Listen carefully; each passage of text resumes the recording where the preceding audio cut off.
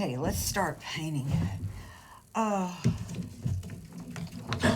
going to start out by painting the darker purple down here. We're not going to leave masking on for a very long time. I want to get some darks in, and then I want to go ahead and pull the masking up before we work on the top part. You'll notice that I didn't mask the little fuzzy things that they call, I think that's what they call the beard. They call these bearded irises. They look like little caterpillars to me. So first thing we're going to do is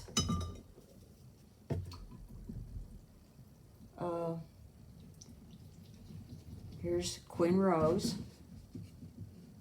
and you want to pre-wet your colors down.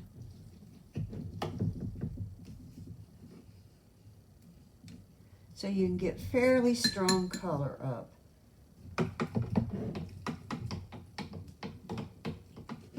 And then I've got quinacridone purple here.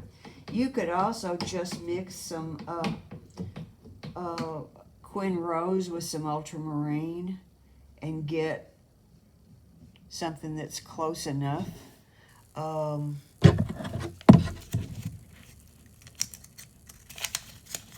See, I don't have watercolor paper handy. You can kind of see the color of that purple. So you might want to imitate that. Okay, so what I'm going to do is, let's look at the irises a minute, and you can see that they look pretty reddish in the lighter areas. So I'm going to take my rose and I'm going to put some purple into it. Or maybe I need to put rose into the purple. There we go. I think that's the color right here. Let's see what we got. Yeah, that suits me right there. Okay. So first thing I'm going to do then is just paint in this beard. I know, it's funny to talk about a flower having a beard. Sorry guys, but it just seems inappropriate, doesn't it? Okay. So let's pretty much cover. We have to look real carefully here. See, don't get the wrong spot here. Here's where that one petal that hasn't come all the way down yet is. So some of this area has got masking, but some of it doesn't.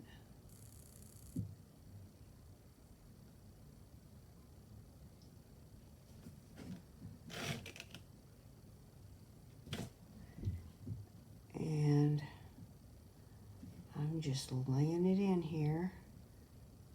And I'm not working with creating form. I'm just laying in a base color, which is not going to be really all that dark. This should be a real pretty painting.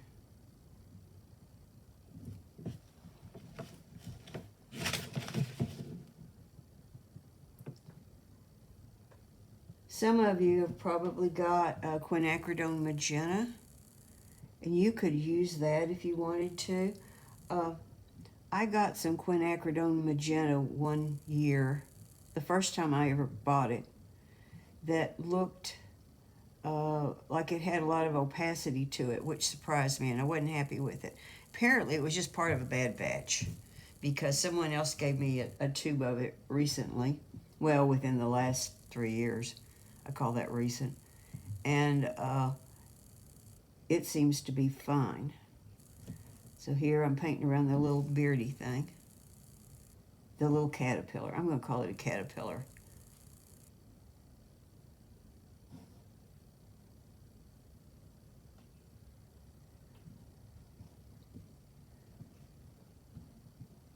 And again, this is so wet. See, it's, let's see, one artist, I heard him call it alive. If it's wet, it's alive.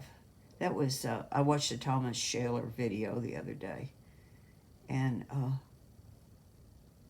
he did a real good job of, well, I didn't watch the whole video because it was a teaser on the internet, but I thought he did a real good job of explaining what he does. Okay, so we're going to fill this in. I'm just going to paint one of these on the video, and then I'll get off and paint the other one in private so the video won't be so long.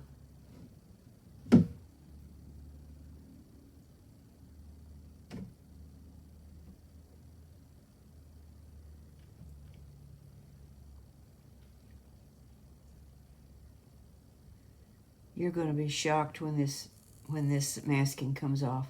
This is going to pop so beautifully.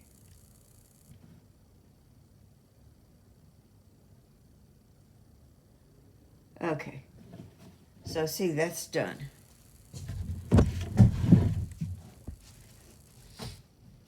Okay, I'm back. And I'm going to put a little bit more of the purple into this mix. Just make it a little stronger. Now what I have done here, I made this for y'all. You don't need to do this. This just I think helps me illustrate what I'm going to do, so it makes a little more sense in a video, I think, or a demonstration, I should say. Okay, so what I did was I outlined some of the darker areas of the iris.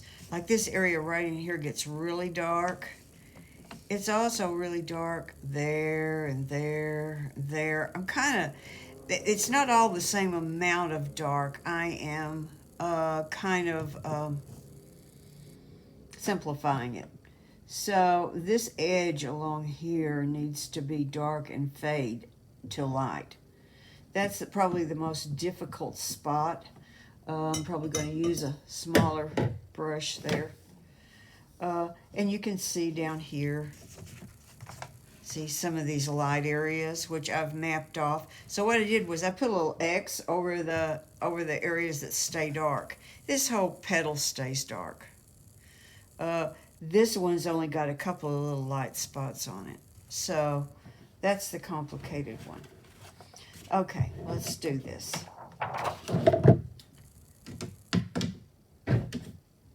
Make sure this is on. Yeah, okay. Have your paper towel handy. Have your small flat brush clean, because we've got this one place to work on. In fact, I'm going to get a smaller round out. It's just easier to manage. You can paint tiny places with really large brushes, but what you're doing is making a large brush be small because you're only using the tip of it. But anyway, I think it's easier to manage if you have a small brush. So this is the area that needs to be dark and then fade to a lighter edge.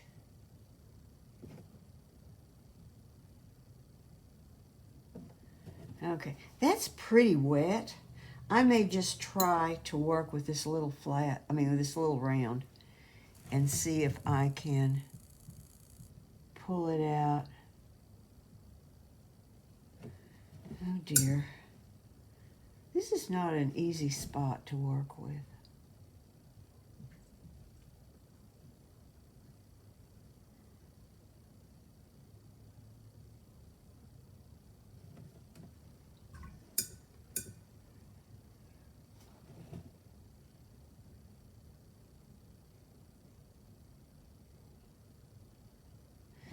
And let's make this edge, well, I don't know if it should have been dark or light. I'll leave it like that.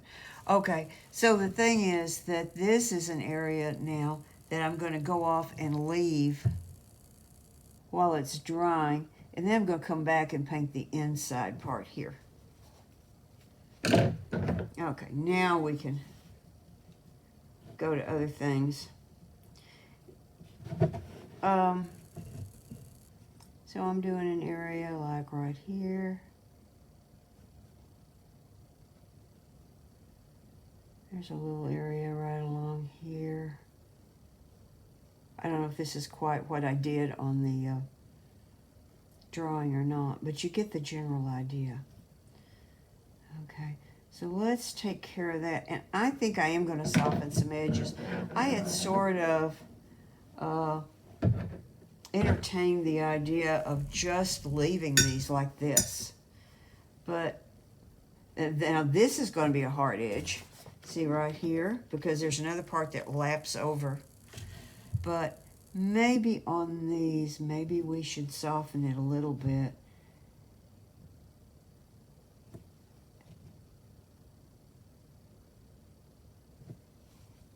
Just soften an area or two.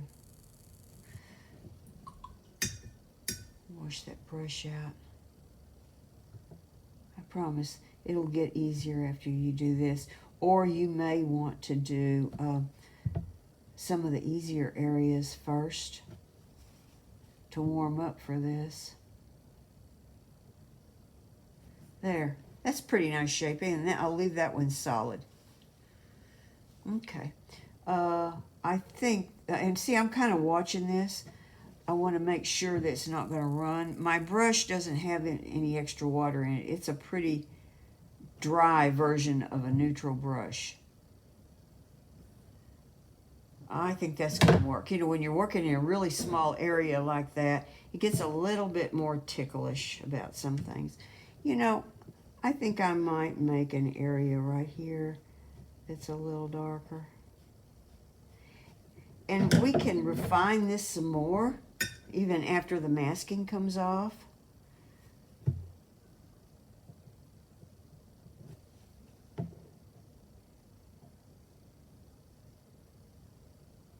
Well, there's a little bit more color going down there. Maybe just a little something like that. Most of this area in here stays kind of light. The light's coming from this way. Did y'all see that? I'm waving on my arm. The light's coming from this way. Okay, like that. Okay, so more of this. And we have one little, you know, these are like little curvy triangles where some of these folds are. And then let's come up here. And I'm going to make little edges like that on the little caterpillar thing. And we'll swing down like this.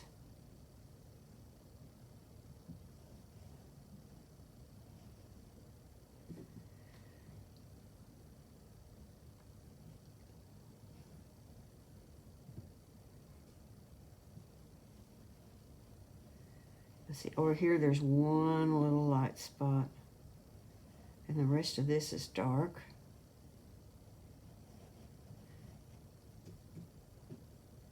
And remember, not all this is masked, so you have to pay attention. We want to work this wet enough. Boy, this seems to be drying really fast.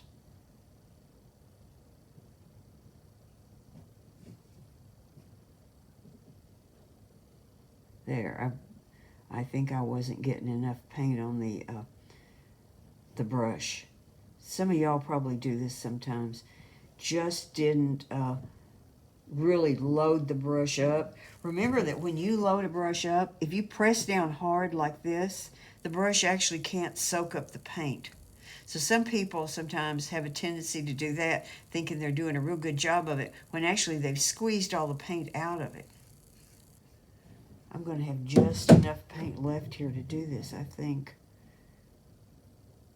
So these were pretty much solid. I think I had one little place on this somewhere that I'd thought about leaving lighter.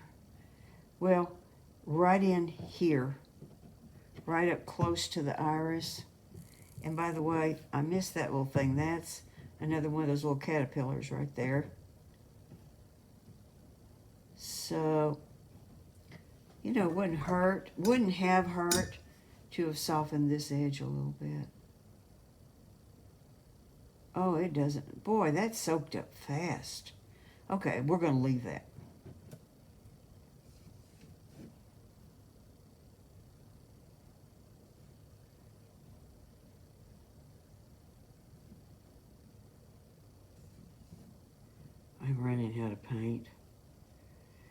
Always mix up more paint than you think you're going to use. Don't do what I did. I'm going to have to.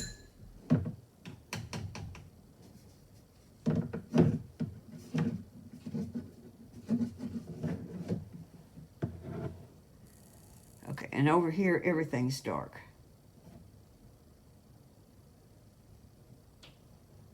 Oh, wait a minute. I was going to soften this edge. Boy, I just got to that in the nick of time. So you're going to find that different conditions affect how fast your paint dries. But this is grabbing it in a way that is unusual. So I don't know exactly why it's doing this, but I do know that that I need to be aware of it and make allowances for it. So I'd probably be better off working with a round brush here, just because it's harder to get enough paint loaded up on this flat brush as fast as this is drying. Wow.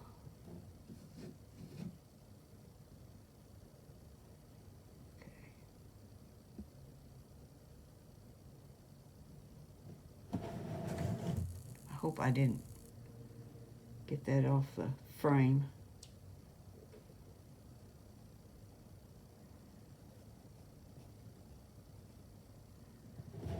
And you know what? I think I'll leave that one light back there. That little bitty bit of the third fall, I think they call them. Okay, now we've got to paint this in right in here and leave that light edge. So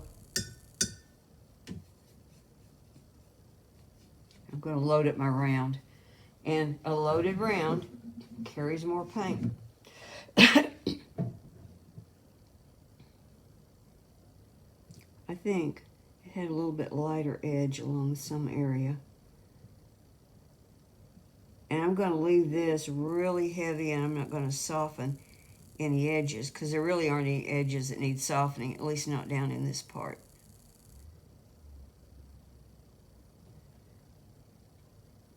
I promise, once you get through with this part, it's going to get easy and fun.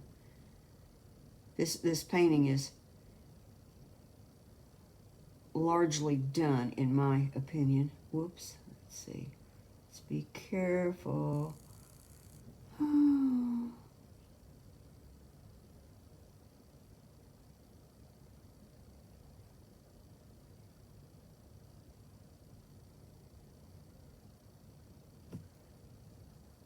Oh, yeah, up here. Oops, forgot about up here.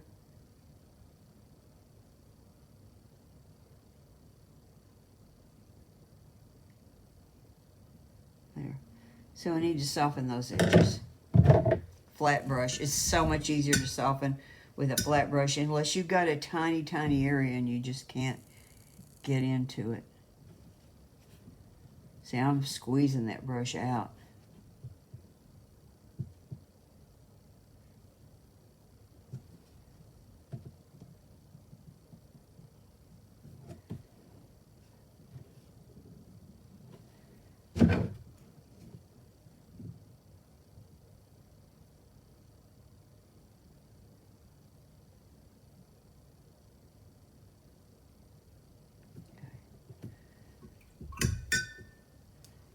Okay, so I need to wash this brush out and keep an eye on that spot for a minute.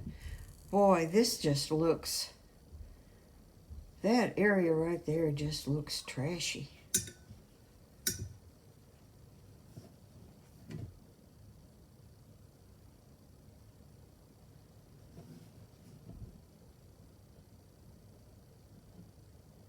I don't know if this has something to do with the paint, or if it is because, you know, we worked this paper really, really wet at first, you know, with the plastic wrap, and that may have washed some of the sizing back. Oh, down here. See this little thing? It's hardly got any purple on it at all, but I don't care. I need another purple spot down here. It just needs it. So I'm just going to fill that in.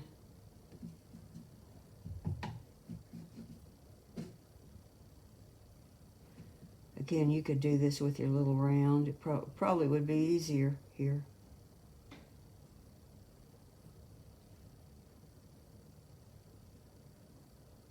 All these little bumpy edges on this. Give it that look of that old folded up iris, even though,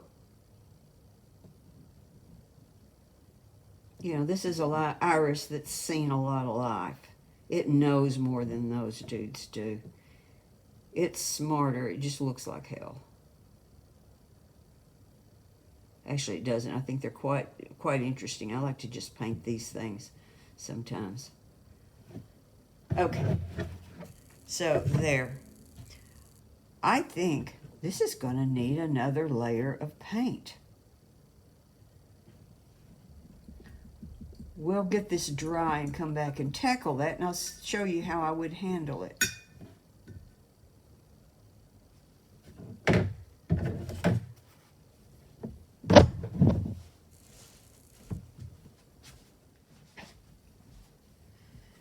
I'll tell you what let's do here. Let's mix up some more paint. Actually, I think I'm just going to use the purple.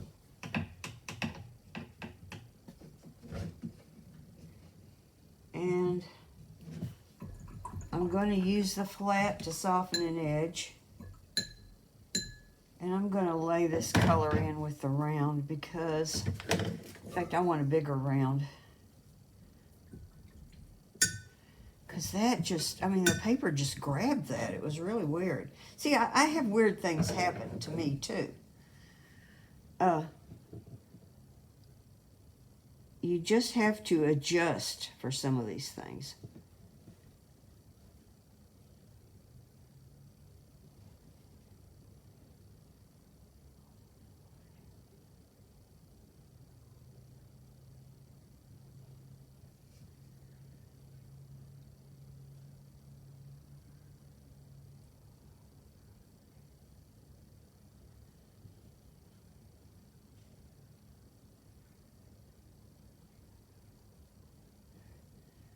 Okay, here we go. So what we're going to do here is soften those edges. And I'm headed at it really fast. That's already drying.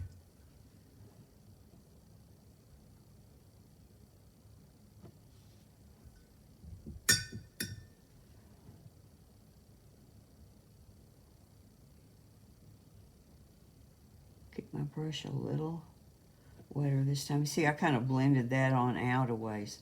I think I want to do the same thing over here. So make those not quite as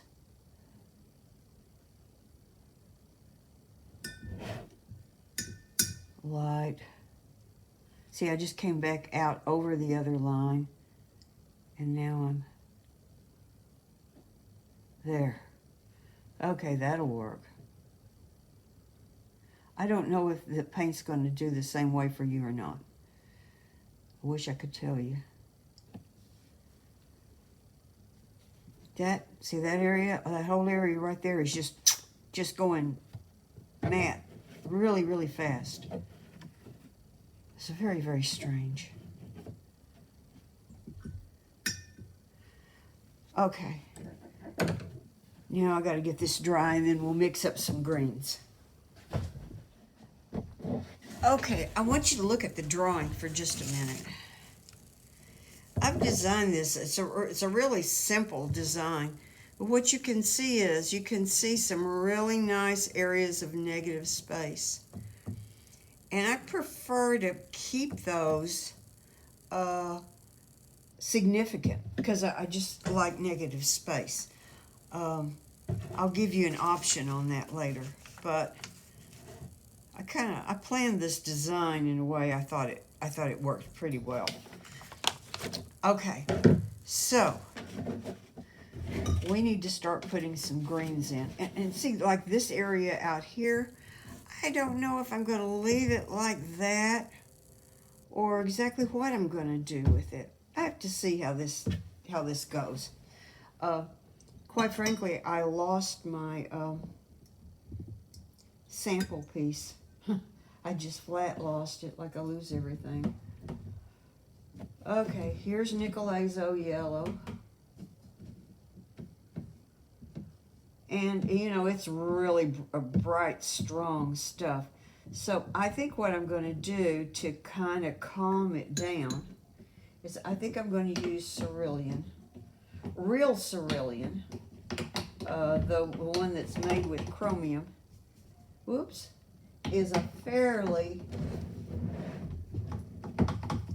It's kind of a calm, quiet color. Well, it doesn't look it there, but it dries relatively dull, like compared to a phthalo. There's no, this just dies next to a phthalo. So let's put some of this in over here. Turn that green. That's a nice blue green. And let's put some of this in over here. And we've got a yellow green. I really want it lighter. I think I want it a little yellower than that. Let's get a little more of this, and some more water. Now, I don't have any exact plan for this. I'm just going to start painting leaves in, partly because I want to get part of this painted. See how I switch colors there? I've got the one green, and then I've got the yellow green, and I'm painting really wet, and I'm letting them run into each other. Whoops. Getting a little bit messy here. You know what? I think I better switch brushes. I'm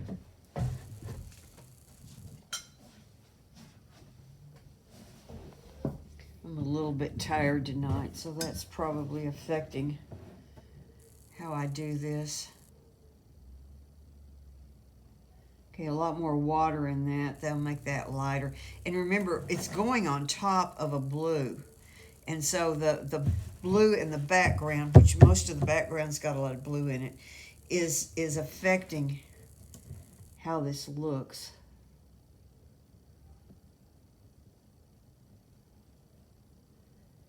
So I really like that. Let's just use two brushes. My problem is that when I use two brushes, I forget which brush has got what on it. Yeah, okay. See, and those yellow greens are really stand out with the purples, and then the blue greens, that's not blue-green enough.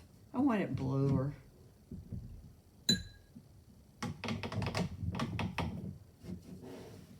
Just pull a little of this over here.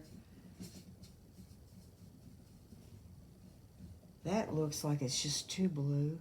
Oh, that still looks blue. You know what? This was blue-green enough. It just wasn't stirred up. So what was happening was the blue, some of the blue was sinking down. Okay, let's just, I don't have another leaf over here besides that one, and this has to dry. So, oh, I remember.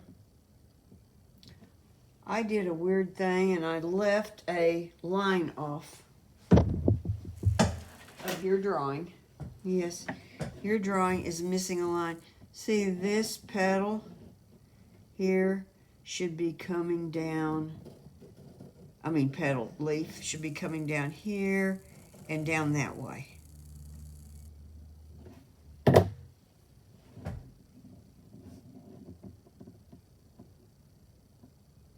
And right here.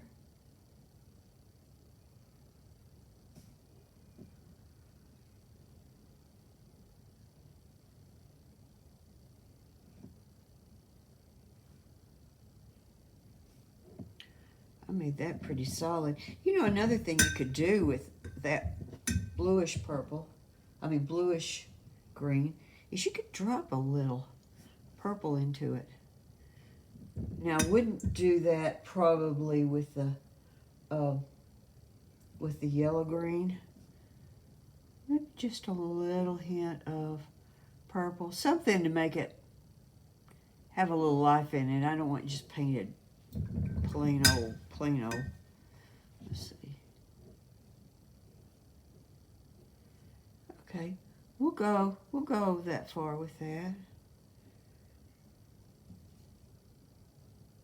Okay.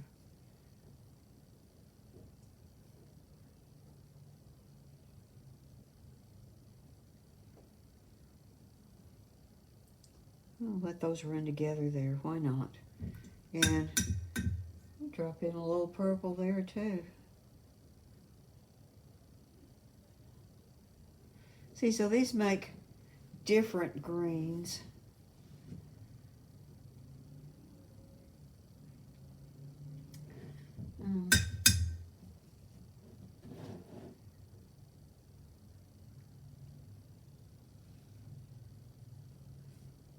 See, here's another leaf.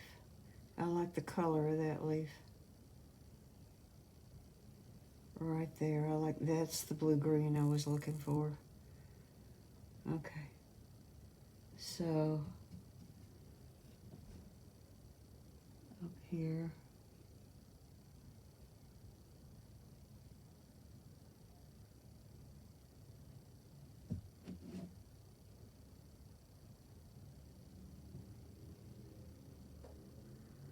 See how we're keeping these in a similar family.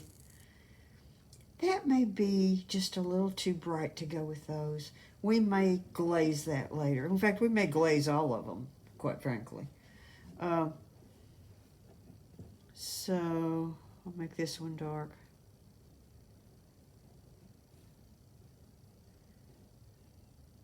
And then I'm going to let this soak into the paper.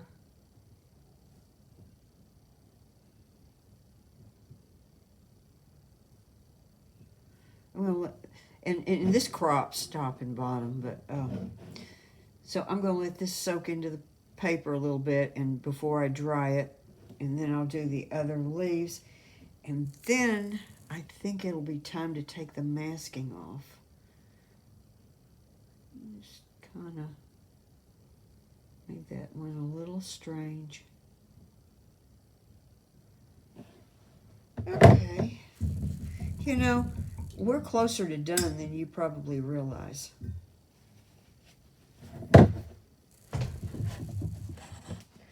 Okay, back. Now let's finish these other leaves.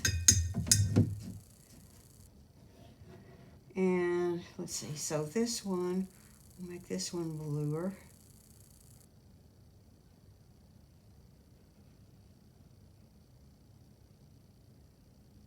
And see, even when you see me do that, or like when I watch that Thomas Shaler video, you see him kind of scrub his brush around a little bit, but he's working very, very wet, and all he's doing is distributing the paint. He is not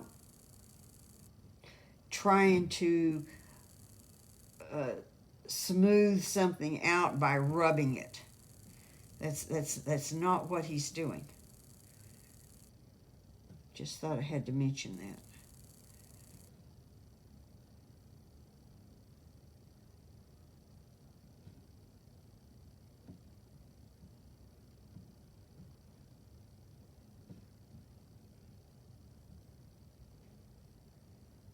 Okay, there we go. Now this is still wet enough. I really think that part of that drying has to do with the quality of that purple. I don't know when I put purple on that heavily before. That was just pretty near the pure purple. Okay, so here, and now here's the little stem that's got that little crusty looking thing on it. And I think that we will probably do some other things to that at some point. Maybe use a little bit of ochre or something on top of it, or raw sienna. We'll start out with a yellow-green. And this is going to trim off. I don't want that part down here. I just didn't know where to stop it.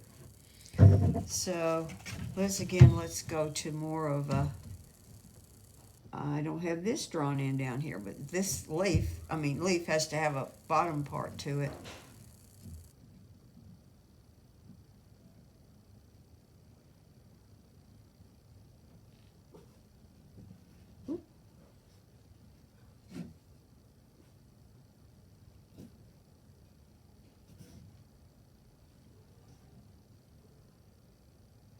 You know, if you leave some little white gaps, those are actually really pretty if you have some little white gaps. So you don't have to get up perfectly. Well, actually, they wouldn't be white gaps here. They'd be light blue gaps, but I like to leave those. I just did a piece where I left a whole bunch of that in intentionally because it makes like little sparkles. Okay, is that all of the leaves? So we might, oh, right here.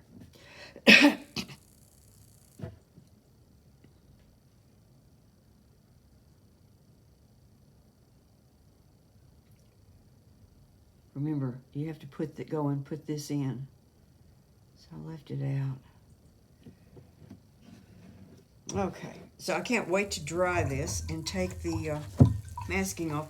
This is this is so solid that it just I think I'm going to drop some water in here on it. It looks like it's bled a little into that, which is nice. I think I'm going to drop a little water on that, let it set a minute, and then I'm going to blot it. And it should be a lot of paint coming up. Yeah, there's something about the chemistry in that purple, I think, because my other greens aren't acting this way. Well, I pulled some up, but it wasn't enough.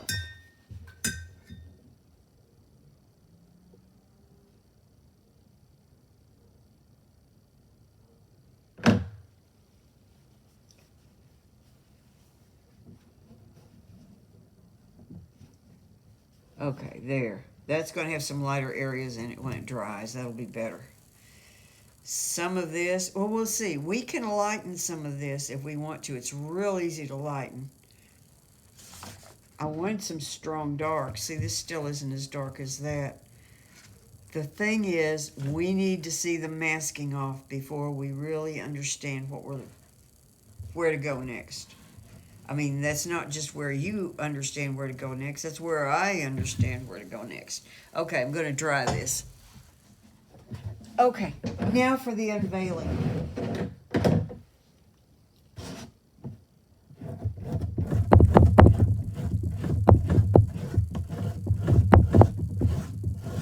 Some of this is going to stand out too much until we work on it, but it's so easy to change that. So, you know, this is the rubber cement pickup, which they sell right there with the rubber cement. Yeah, it works better for picking up masking, particularly, oh, there's a spot I missed. That's particularly this real fine masking, like the PBO. It's a little harder to get up.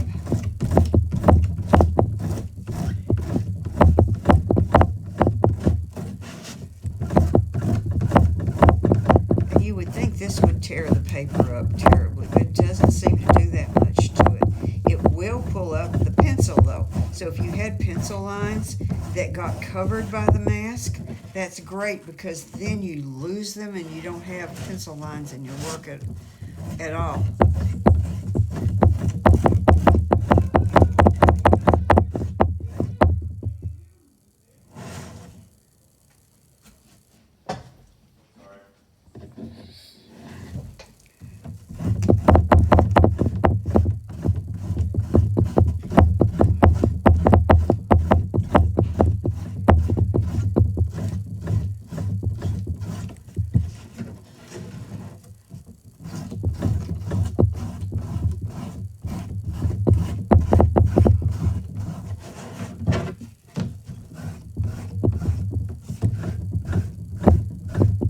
make sure you get it all up. You know, go over and check it.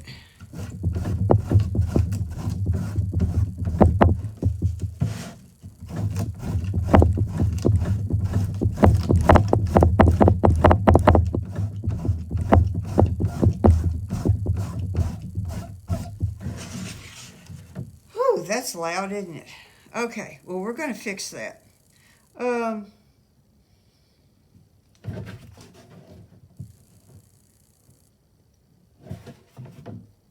I think, what do I want to do?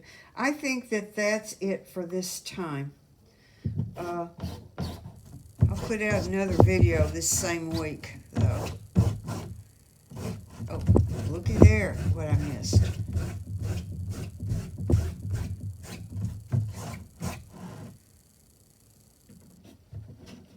Okay.